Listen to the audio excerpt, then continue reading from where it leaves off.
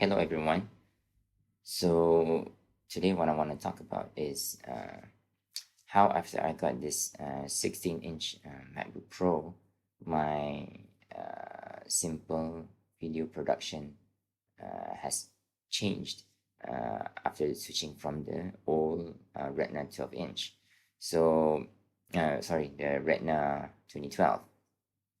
So one of the things that you have to realize is that the 2012 Retina MacBook Pro is extremely old, and to save space, I like to produce my files in HEVC.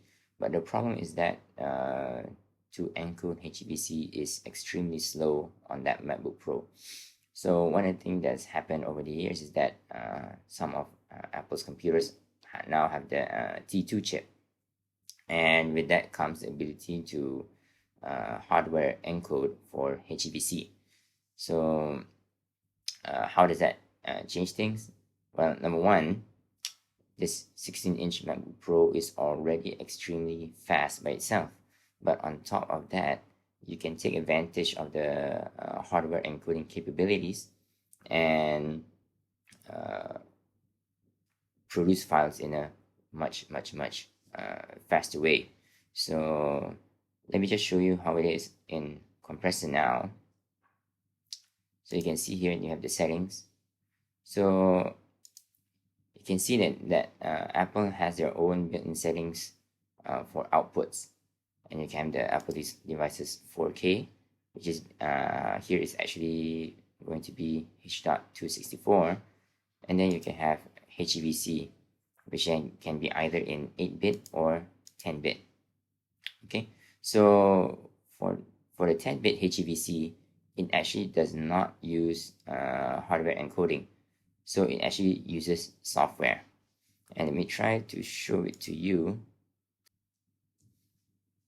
Okay, so you can see here in the Apple Safari page,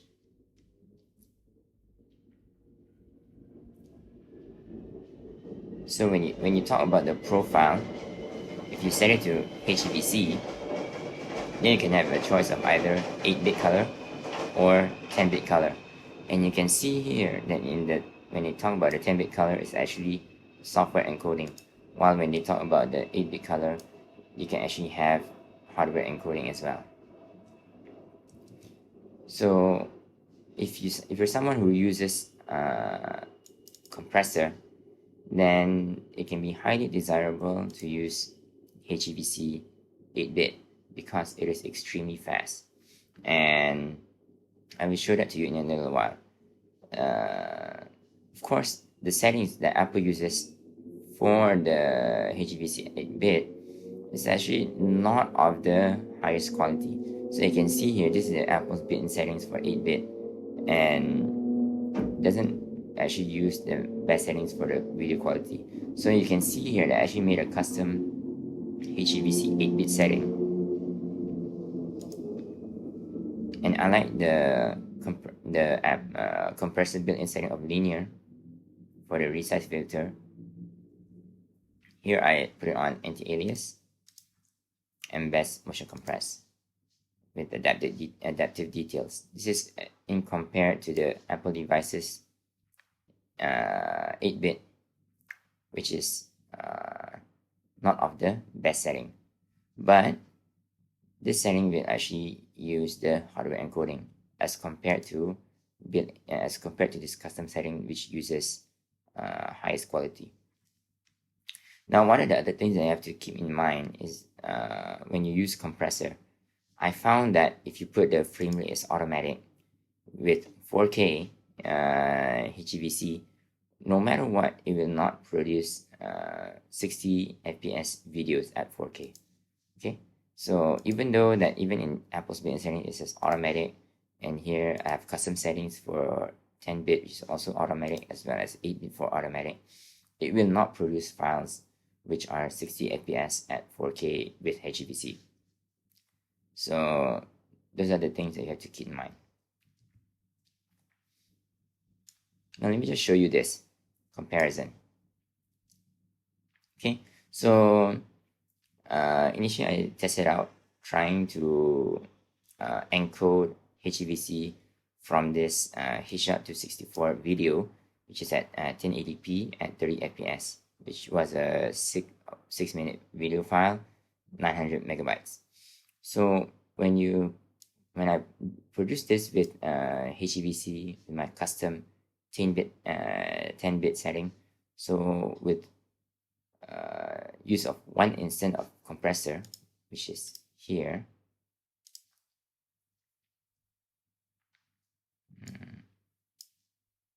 So you can see here, you can actually enable additional compressor instances.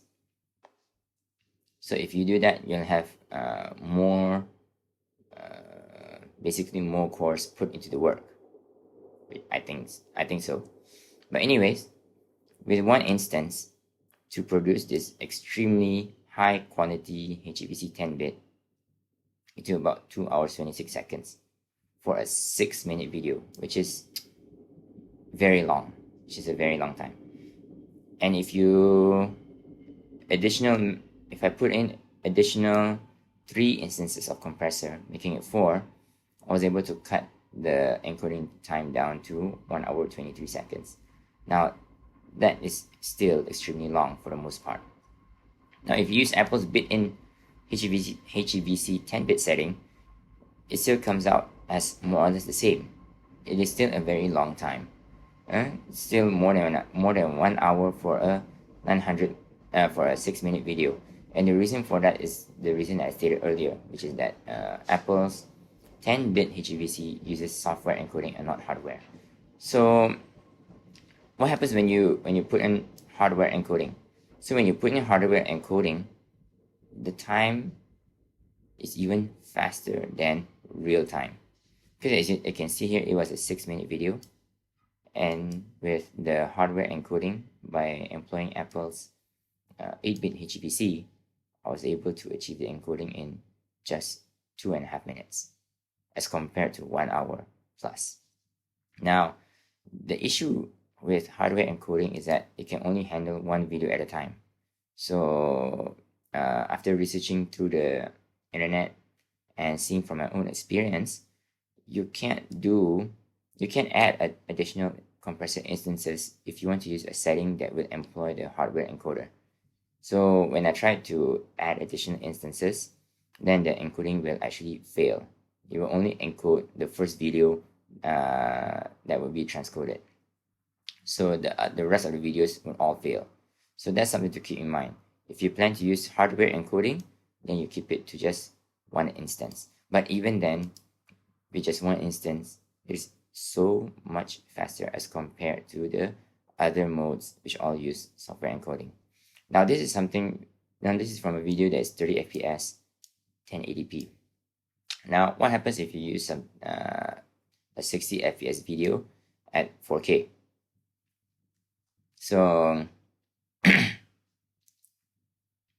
so I have this video which is a 2-minute 5-second video, but since it is 60 fps at 4K, it is already 2.6 gigs. Now this is just the original recording, not after any further edits. So what I did was that I wanted to try to see what happens if I try to get that 60 fps at 4K. So if you use Apple's HEVC 8-bit setting, even though it is, again, as you can see here, even though the frame rate is set as automatic, it will not come out as that. It will still be a 30 fps video, but the file size is, after encoding, is extremely small because it is HEVC. So from a 2.6 gig original file, it is now downsized to a 250 megabyte size. So, but of course, 30 fps, not 60. So what happened when I tried to use my custom 8-bit HEVC setting? So what happened was that it would use software encoding, and with the software encoding, it became extremely slow. So from an encode time of just 1.5 minutes, which is still faster than the real time, now to encode it took 1 hour and 5 minutes. and the output was still 30 fps with just a little bit of further file size saving. Now I did try further to enforce that 60 fps, and how I did that was by actually changing the frame rate. Instead of being automatic, instead I forced it to 60 fps, and with that the encoding time took even much longer, almost 2 hours for a 2-minute video, and the output was just 300, and the output became 350 megabytes, which is about, I don't know, almost 50% bigger than the other two file sizes. But what you save in terms of the quality of that 60 fps that you wanted, you lose in terms of the very long encoding time. Now you imagine my test video was just 2 minutes, and here it took 1 hour 50 minutes. So how does this change things for me? Since I just produce simple videos most of the time, I think what I'll be doing is that I'll just be sticking to the Apple HEVC 8-bit and produce from there. Now, one additional thing that I did not mention, that I forgot to mention, was that when I tried to enforce these settings, I did not use additional compressor instances. However, I did notice when I was encoding, I noticed that it did use a lot of the CPU, not to the full blast, but certainly quite substantial. So I'm not really sure how much you would actually save by adding additional compressor instances, but I presume that maybe the gains will probably be somewhere around how much you would gain, just like when I did the other settings that employed additional compressor instances, which would be probably like I don't know, probably about 20%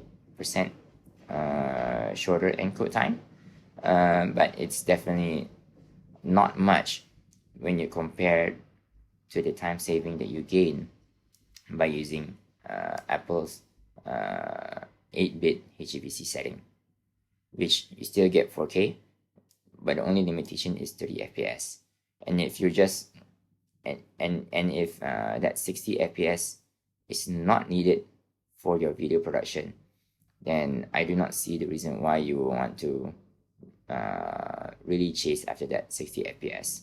But I would still record stuff in 60 fps, and the reason for that is that when I want to edit things in Final Cut Pro, I can do retiming of the videos so that I can slow down the videos and have better results, because the original footage was already in 60 fps, even though the production will probably be 30.